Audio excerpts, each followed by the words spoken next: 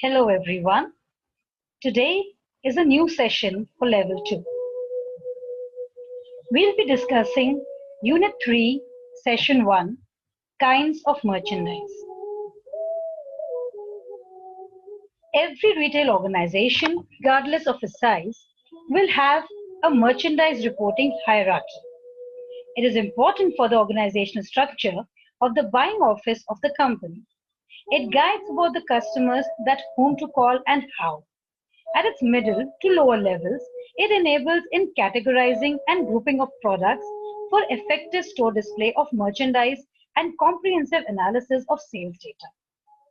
A typical customer will locate the type of retailer they wish to shop at based on the specific social, cultural, economical, and demographic characteristics. So there would be different kind of retail stores that they like to visit. So when we are talking about a retail organization, they would have a merchandise reporting hierarchy. Now, why do we need to know all this? As a retailer, you would be selling merchandise. You would need to know how to categorize it. You also would need to know how the customers can be attracted. So for all these kind of things, knowing the kinds of merchandise that we are dealing with is really important. So as we are discussing, we have different kinds of merchandise. So there are various types of merchandise which can be purchased by the ultimate users for the daily needs. So we are talking about two types of products when we are talking about retail operations. One is consumer products, and secondly we have industrial goods. So let us look at consumer goods first. Consumer goods can further be classified into staple products. Staple goods are used for daily needs, for example, bread, milk, grocery, etc. So anything that you need to survive, be it rice, be it any pulses like dals, or any of these food items that you need would be classified as staples. Impulse products are those which you go for instant purchasing. You just decide on the spur of the moment that this is what I want to buy. It's something that is not necessary for your survival. It's just something that you felt like having, like maybe chocolates or chips or candies. Any of these products are not necessary for survival. They're just products that give you pleasure, and they are something that you buy on an impulse. Emergency products, they are purchased on the basis of needs. Supposing I'm feeling sick, I have a stomach ache, I want medicine. Supposing there is no electricity or I need to go out, then in the night, so I would need an electric lamp or a torch. It is raining, I don't have an umbrella. I need to buy an umbrella. That's an emergency purchase. There is no electricity, perhaps I need candles. So these kind of goods are purchased on the type, depending on the emergency. Convenient products. When we talk about convenient products, they are easily and conveniently available, and we like to purchase them frequently. Things like your vegetables, your soaps, toothpaste, toothbrushes, all these products are for convenience and it is readily available. Luxury products, however, on the other hand, are costly products. You don't go and buy them frequently. So you've got examples like cars, jewelry. These are things that you think about before you buy them, and they're expensive. Comfort products. These are purchased for comfort. I'd like to sit comfortably. I need a sofa set. I'm feeling hot in summer. I need an air conditioner. So these are goods purchased for comfort. You can even sit on a chair. You can sit without an AC. You can sit under a fan. But this you're purchasing for your own comfort. So let's look at the next kind of products, industrial goods. So till now we've spoken about consumer goods and the various types that we had. Now we are talking about industrial goods. So they are used by the industry, for example, raw material and machines. So what happens? Somebody procures raw materials. For example, I procure wheat, I give it to a manufacturer, he processes it and makes bread. That bread is sold to the consumer. So that wheat processing is the producer, the wheat processed into bread is by the manufacturer. All of this is happening at the industrial level. The bread, finally, when it reaches the consumer, is the consumer's product. So, industrial goods help in processing of raw materials and other products to be able to give consumers consumer products. So that is how we are linking consumer goods and industrial goods. So as I said, they're used by the industry, for example, raw material and machines. And then we are talking about how goods can be classified. Okay, so supposing I am going into a store. So we would have departments. At the entry point in the store, the customer will locate the specific department of merchandise desire. Men's, women, junior fashions, food court, game zone. So any kind of merchandise that I need. Supposing I'm going in for children's clothing. So within the specific area, the customer is looking for the class of merchandise desired. So I can be looking for blouses or shirts, pants or dresses. So I've entered a department and there are different departments. In each particular department, there is a specific class of products. Within that class, there would be a subclass. It is the next lower level that further segments the merchandise. So it could be on the basis of differing products. Supposing I'm looking at a t-shirt. So sports designer shirts, they have printed or applique logo on them, or basic shirts have nothing. So this becomes my subclass.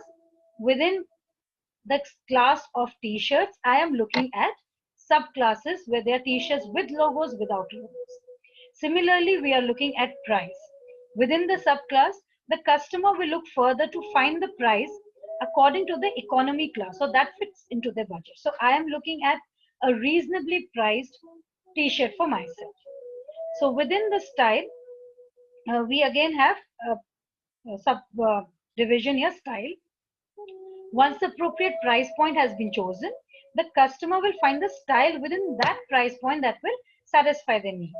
So for example, fashionable clothes, style of hair. So whatever style that you have taken, that will be assigned a specific number by the retailer. So supposing I have gone for a t-shirt, I've decided the t-shirt has to be one without a logo and it needs to be within 200 rupees. So that is how I'm going to decide on the style that I want. So color and size is the next demarcation that we are seeing. They will ultimately find what they're looking for. So color, shape, size of products, it will all come down to what the customer needs. Now we are talking about 6 types of rights of merchandising. The 6 types are type, quality, price, quantity, time, and place. Let us look at them in a little bit more detail. Type. When we talk about this right of merchandising, the product range must be merchandise that the customer wants. There is no point stocking on products which no customer wants. It is just going to create losses for the retailer. So the retailer needs to follow current trends or relevant brands. So we go into a store and we try to see for the latest look, be it for whichever season we are going. So if it is winter, we are looking for clothes which give us warmth and give us style as well. If we are shopping for an electrical retailer or an electronics shop, we are looking for a flat screen TV, we would expect to see common popular brands such as Samsung and Sony. So this is what the retailer has to keep in mind, that the customer wants, that is what he needs to stock. Quality. Having visual merchandising standards which allow the teams to deliver a consistent quality. So we are looking at different products and the visual merchandising, the way the product is being displayed to attract the customer, has to be in a way that there is a consistent quality throughout the store.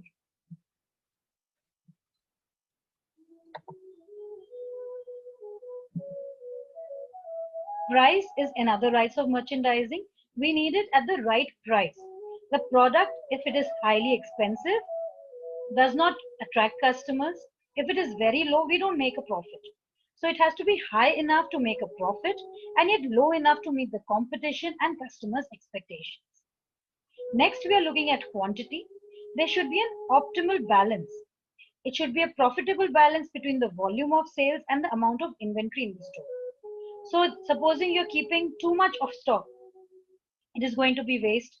It would, you would end up needing to keep managing that stock. You need warehouses for that. You need to pay rent probably. And if you have very less quantity, then the customers come to you and you have to tell them that no, we don't have it. And then they go back disappointed. So to make sure there is always available stock and the opposite challenge of overstocking. So we need to keep in mind that there is a proper balance. And then we are looking at time. A lot of merchandise is of seasonal nature and must be on hand when most needed by the customer.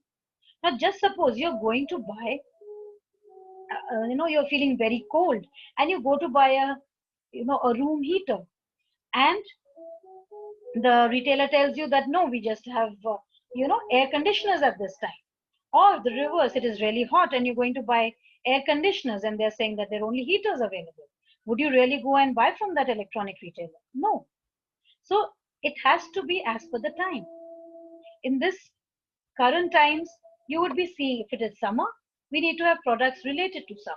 If it is winter, it needs to be as per the winter time. Place is also very much important since it decides the accessibility to the customer. For example, you would expect to see a sale product on a table near the front entrance, and you want to see a new range displayed on a mannequin. The accessory should be close by. So supposing you're seeing a new product, supposing it is a new dress. So along with that dress, what are the shoes that match? What is the accessories like earrings and bracelets and purses that you can carry? Those need to be displayed along with that dress that is being displayed on the mannequin. So it is very much important how we use our 6 rights of merchandising, because it ensures products are displayed correctly and for the maximum impact. So how do we decide what is the right assortment of merchandise for us? We are the retailers here and we want to sell to customers. So the first thing that we need to do is assess the target market. Do I aim at students? Am I aiming at uniforms for them? Am I aiming at stationery for them? Am I aiming at office going girls? Am I aiming at office going men? So who is my target market? Oh, what is the target market that I'm aiming at? We collect information about it. We analyze the data. We look at the trends. We see that yes, this is the kind of office going girls are preferring to wear these kind of clothes. So we analyze the data and then we decide the breadth and depth of merchandise offerings. So let's have a quick look at what we are deciding when it comes to breadth and depth of merchandise. Supposing our department is menswear. The product line can be shirts, trousers, and accessories. Within shirts, if we are looking at various brands, that is the breadth, like Zodiac, Van Heusen, Louis Philippe, Arrow. And when we are looking at the different styles, colors, and sizes in one particular brand, that would be the depth. In a similar way, if I am looking at mobile phones I can buy of different brands.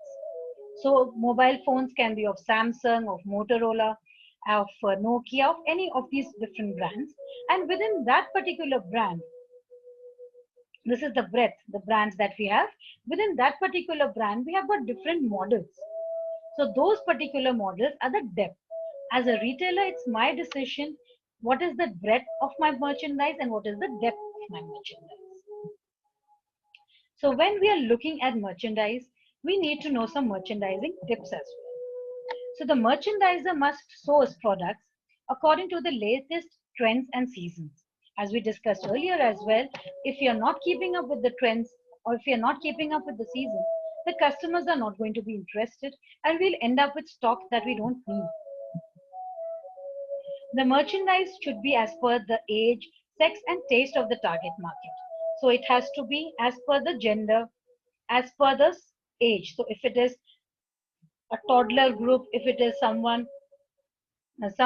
group of say little girls from the age of 6 to 12 and then teenagers, so it has to be as per the age and taste of the target market. Merchandise for children should be in line with cartoon characters, like you've got Barbie, Pokemon, etc. So if you have those cartoon characters, it excites them and they're attracted to buy them and they like to wear them, so they come and buy more of these products. So we also have to discuss or decide the type of retailer that we have to be. We could be discount stores, we could be specialty stores, category specialist, home improvement centers, department stores. Any of these kind of stores is how we can decide to sell our products. So we come to the end of our session here. Thank you for watching. I hope that what we discussed in this introduction was clear to you. If there are any questions, do ask me. So thank you so much. Have a lovely day.